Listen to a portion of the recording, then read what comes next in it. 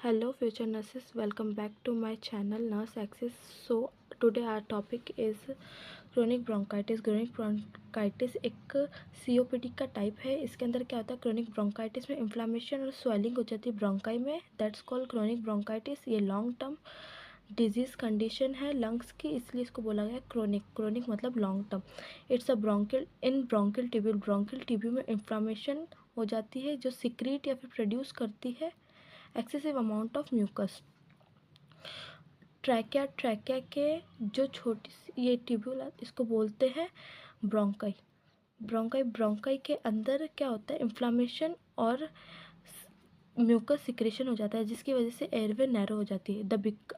जब ना mucus secretion होगा तो airway become narrow and blocked, जिसकी वजह से क्या होता है कि O2 का लेवल डिक्रीज हो जाता है, कि मतलब ऑक्सीजन कम हो जाती है breath. Also known as blue bloater. Blue that means cyanosis की वजह से O2 उसको ऑक्सीजन ढंग से मिल नहीं रहा, तो ब्लू साइनोसिस हो जाएंगे लिप्स और स्किन का कलर ब्लू हो जाएगा। और blotter that means fluid retention हो जाएगी, उसकी जो फ्लूइड होगा वो शिफ्ट होने लग जाएगा, स्वेलन ब्लॉटी हो जाएगा उसकी बॉडी।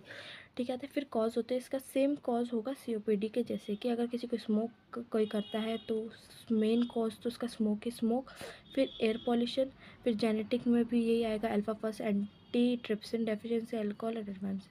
इसकी पैथोफिजियोलॉजी देख लेते हैं। पैथोफिजियोलॉजी मतलब कि ये हो कैसे रही है, तो ड्यू टू कॉज और रिस्क फैक्टर ऑफ सीओपीडी। अगर किसी को सीओपीडी हुआ है और इसका रिस्क फैक्टर ये है, तो क्या होगा कि कंटिन्यू ब्रोंकाई में इरिटेशन इन्फ्लामेशन होगी। कंटिन्यू ब्रोंकाई में इरिटेशन इन्फ्लामेशन होगी, इसकी वजह से क्या होगा, म्यूकस हाइपर सिक्रेशन होगा, म्यूकस का सिक्रेशन इंक्रीज हो जाएगा। फिर सीलिया डिसफंक्शन हो जाएगी, सीलिया इरिटेट हो जाएगी, डिसफंक्शन उसका कोई फंक्शन नहीं करेगी।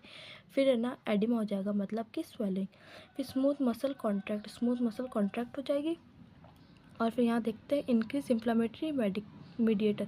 इन्फ्लामेशन अगर इरिटेशन इन्फ्लामेशन होगा तो फिर जो मीडिएटर्स होते हैं वो केमिकल रिलीज़ करेंगे, जो केमिकल सच एज हिस्टामिन, और ये केमिकल इंक्रीज करेंगे इन्फ्लामेशन इंक्रीज होगा तो फाइब्रोसिस होगा। फाइब्रोसिस दैट मीन्स स्कारनिंग हो जाएगी and thickening of bronchial wall. अगर ब्रोंकियल वॉल थिक हो जाएगी, जैसे कि ब्रोंकियल वॉल ये है नॉर्मल, ये है क्रोनिक ब्रोंकाइटिस। अगर ब्रोंकियल वॉल थिक हो जाएगी तो नैरो होगा ब्रोंकाइटिस।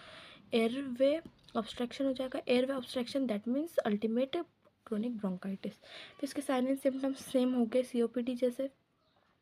डिस्पनिया होगा, chronic coughing, sputum, wheezing sound, chest tightness, discomfort, enlarge alveoli, weight loss और इंक्रीज म्यूकस सिक्रेशन होगा इसके अंदर। एडवांस एज में साइनोसिस मतलब bluish discoloration, haemoptysis, blood in sputum.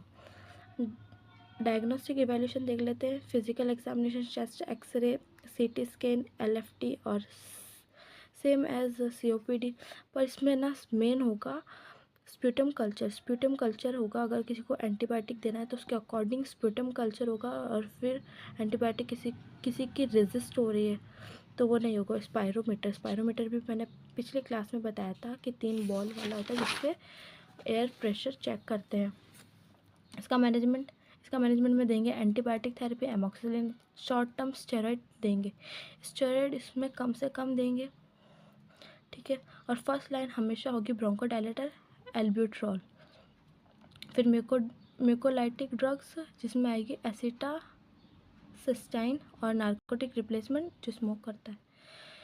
If you like this video, do like, share, comment and subscribe, and don't forget to hit the bell.